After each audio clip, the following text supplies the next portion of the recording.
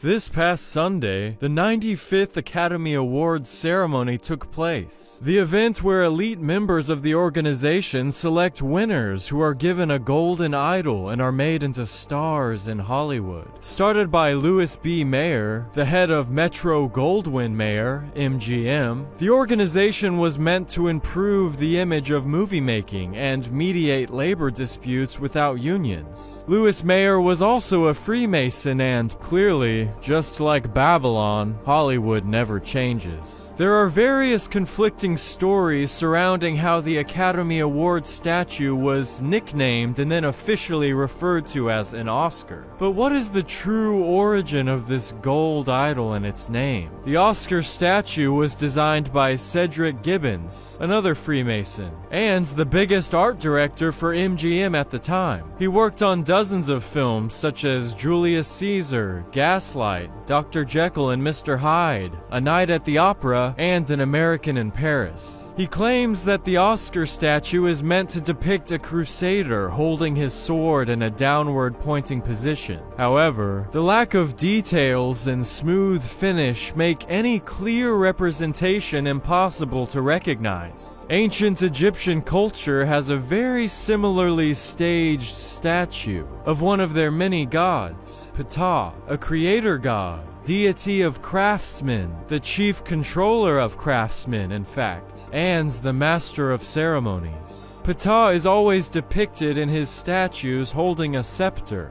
an ornamented staff carried by rulers on ceremonial occasions, with a prolonged pointed end oriented in the down position, similar to the supposed sword that Oscar is holding. The name Oscar means divine strength or divine spear. Because Ptah is a god in the ancient Egyptian mind, his scepter represents his divine power and is sharp, pointed like a spear. The top of the scepter also bears a symbol called a was. An almost identical shape can be found below the hands of the Oscar statue. Is this coincidence or direct imitation? In the ancient Egyptian culture, when a pharaoh died, it was believed that he became a star in the constellation of Orion's belt. Again, ancient symbolism is used in Hollywood, even including a constellation of stars on the Walk of Fame. The designer of the Oscar statue also says that the figure is standing on a film reel with 5 circles, each representing one of the original branches of the Academy. However, the number 5, among many things, is also associated with the Babylonian goddess Ishtar, although the Babylonian references made by the Academy of Motion Picture Arts and Sciences are much more clearly made in other ways. The movie industry often emphasizes location, location, location. Well, a Babylonian court sits adjacent to where the Oscars have been held since 2001 at the Dolby Theater, adorned with an archway called the Gates of Ishtar, and several massive elephant statues in the Babylonian style. These decorations are recreations from the 1916 historic film Intolerance, which depicted several time periods from ancient Babylon to America. There's even a plaque there designating the location as a Babylon court. Intolerance, the film comparing ancient Babylon with America, was directed by D.W. Griffith, a legendary filmmaker and well-known Freemason, who even had his memorial service held at the Hollywood Masonic Temple, which is now the home of Jimmy Kimmel's late-night television show. Before the Dolby Theater, the Oscars were held at a Shriner Freemason building called The Shrine, which also hosted the Primetime Emmy Awards, MTV Awards, BET Awards, and the Grammys over the years, starting of course with the Academy Awards in 1947. It's no secret that Freemasonry is saturated with references to ancient Egypt and Babylon, and Hollywood is clearly a Masonic creation.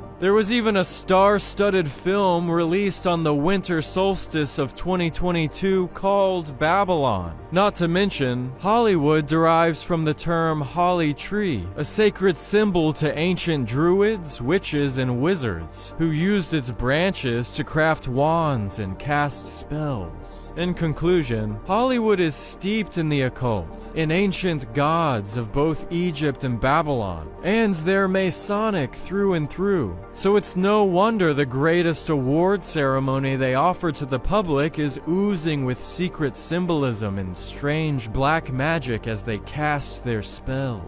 During the 2016 award ceremony, the stage included a Tower of Babel comprised of Oscar statues. Any god or idol is acceptable, it seems, so long as it's not the one true god. Even Hollywood-acclaimed actor Rainn Wilson admits, quote, "I do think there is an anti-Christian bias in Hollywood," when commenting on the derogatory portrayal of Christians in TV and movies. But did you really need a Hollywood insider to tell you that? So as Hollywood pushes a pantheon of gods and idols to worship, just remember the 10 Commandments. Put no other god before him, and don't worship idols, especially Oscar and the stars that covet him. If you go back into history, into European history, there was a Druidic system. The Druids were a Celtic or a Celtic, can be spelled either way with a K or a C, Celtic or Celtic European Druid system. And one of the most important symbols in that ancient Druidic system that ruled Europe before the Roman Empire was a magic wand, like Merlin, a magician with his magic wand, always waving the magic wand. The same idea as today with the orchestra leaders who have the magic wand, and of course you play to their tune. They're the boss, they have the magic wand. Very, very interesting, dark stuff that we are not aware of. You need to understand how this stuff works. Magic wands were always made out of the wood of a holly tree. It was made out of Hollywood. Once you understand Hollywood, you begin to understand the Druidic system, which we call Hollywood. And then you begin to see the symbols, the words, the terms. Hollywood does 3 things. They tell you what your masters have done in the past, what they're doing now, and what they're getting ready to do. That's Hollywood. Druidic system of entertainment. You need to wake up and understand what's going on here. The Caesars of Rome proclaimed that there were 2 kinds of laws. There are only 2 things on the earth. There's water and land. Therefore, it would follow that there's only 2 kinds of law on the earth. The law of the land and the law of the sea, the law of water. We've all heard the term the law of the land, but most people do not realize the reason why we call it the law of the land is because it's differentiating between the law of the sea. There's a second law. So that's why when you walk into a court, you will see a fence with a gate. And the people sitting out here, you call the law of the land, because the people live on the land. But once you walk through those gates, when your name is called and you walk through the gates, those gates are referred to in court as a water gate. A water gate is when you go through the canal, like the Panama Canal, they have water gates. And when the water gate opens, the water rises, so that they close the gate and the next gate opens and it rises again. And so when you go into a court, your name is called, and if you put your hand on the gate, there's a piece of wood on the top of the gate. So when your name is called, you put your hand on the gate and you open the gate. The gate is a water gate. And there's a piece of wood on the top of the gate. It's called a bar, the B-A-R. And you're not licensed to pass the bar. The attorney is licensed to pass the bar, not you. So therefore, when you walk past the gate, the bar, you are now in hot water. And someone's going to have to bail you out. And so that's why all commerce and all life has to do with maritime admiralty or the law of water. And as I said, there are 2 kinds of law, the law of the land and the law of the sea. When we talk about the sea, the oceans, we always refer to the oceans, and one of the ancient words for the ocean or for the sea was mer, M-E-R, which gives us our word mermaid. And so the sea, or mer, was always enchanting because the waves come in, they go out, they come in and go out, and it's hypnotic. And so the waves coming in and going out, it's beautiful, it's relaxing, it's metaphysical, and so it's very what we call enchanting. And so the law of the sea became known as a law of the merchant. And so the law of the merchant, or merchant, is the law of the sea, or the law of water, and water, in law, water represents money. It is the liquid asset, the cash flow. And once you understand that all activity of humans on the earth, crime, doesn't matter what kind of activity, whatever the activity you're involved in, is under the law of the sea. It's under maritime admiralty law. And you need to understand what the word maritime law means. It means the law of the sea. Let me give you an example about how the law of the sea works. All ships, rocket ship, sailing ship, item has to have its own certificate of manifest. You have to have how much the car weigh, color was it, does it have air conditioning, is it 4-door or 2-door?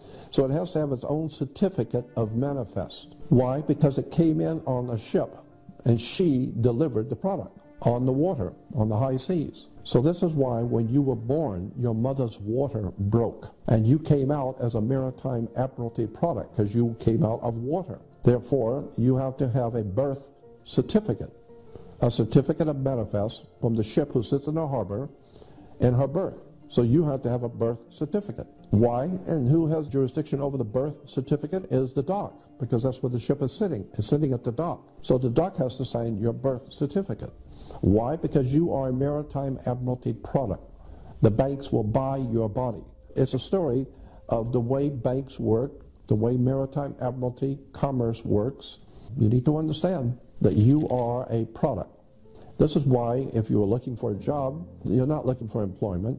You go to a human resource center because you are nothing more than a resource. You're a human resource. Just like iron and copper and oil and silver, and you're a resource. When you drive through downtown Los Angeles, you will see gang graffiti on the walls. Most people driving by and seeing gang graffiti just shake their head because it's just incredible the way that young people destroy property by spray painting graffiti on walls.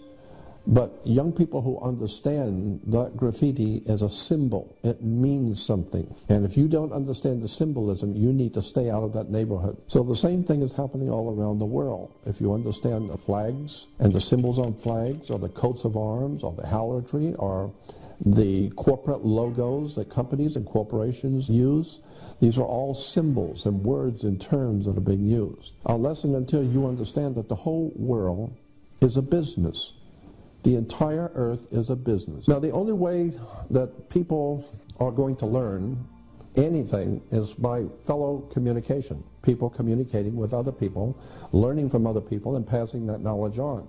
That's the way the human race educates itself. That's the way we have grown. That's why people like myself are referred to as researchers. The word is R-E, researchers. Why? Is because I'm not doing anything new.